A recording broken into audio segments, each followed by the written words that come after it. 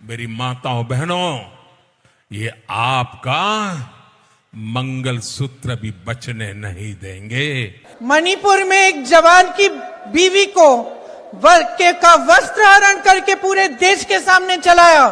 मोदी जी चुप थे, कुछ नहीं बोले। उसके मंगलसूत्र के बारे में नहीं सोचा उन्होंने। अभी जो आपने वीडियो देखा कि एक तरफ भारत के प्रधानमंत्री नरेंद्र मोदी जी भाषण दे रहे हैं और दूसरी तरफ कांग्रेस की महासचिव प्रियंका गांधी जी बोल रही थी। इस प्रकार से पहले चरण का चुनाव होने के बाद राजनीतिक पार्टियां जो चुनाव आयोग की गाइडलाइन है उस गाइडलाइन के ऊपर अब सभी लोग तैरना शुरू कर दिए हैं।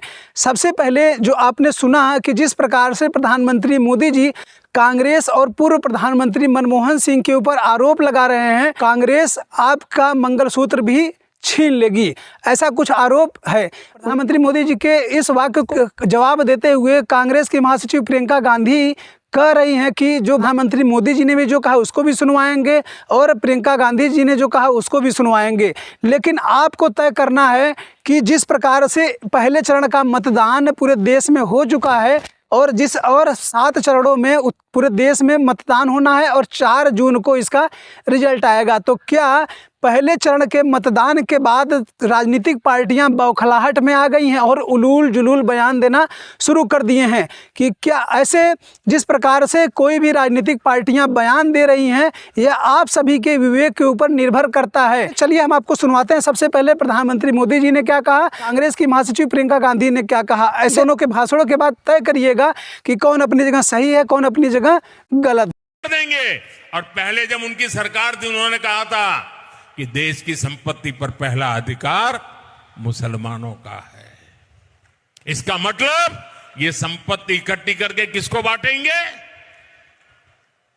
जिनके ज्यादा बच्चे हैं उनको बांटेंगे। घुसपैठियों को बांटेंगे। क्या आपकी मेहनत की कमाई का पैसा घुसपैठियों को दिया जाएगा? आपको मंजूर है?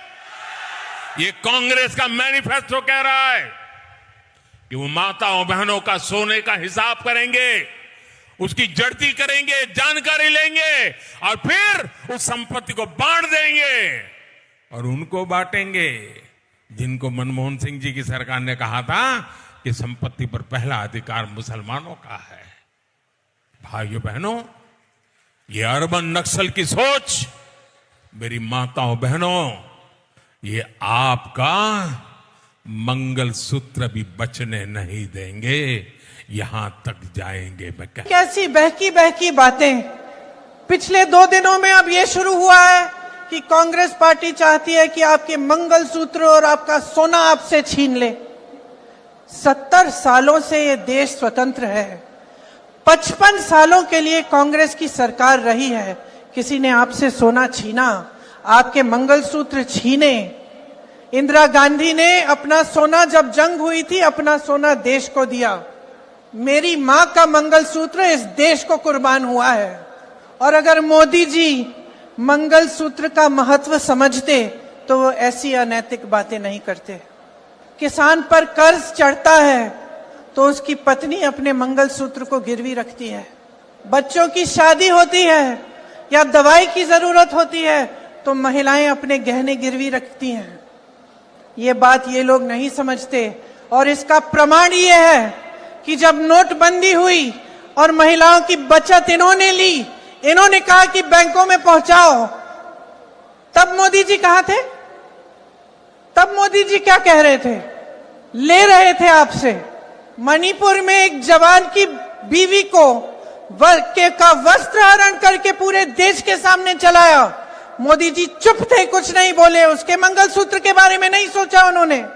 जब देश में उन्होंने कहा कि कल से लॉकडाउन हो जाएगा और सारे मजदूर पूरे देश भर से, बेंगलोर से भी, यूपी, बिहार, अलग अलग जगहों में पैदल निकले क्योंकि इन्होंने ट्रेनें बंद कर दी, बस बंद कर दी।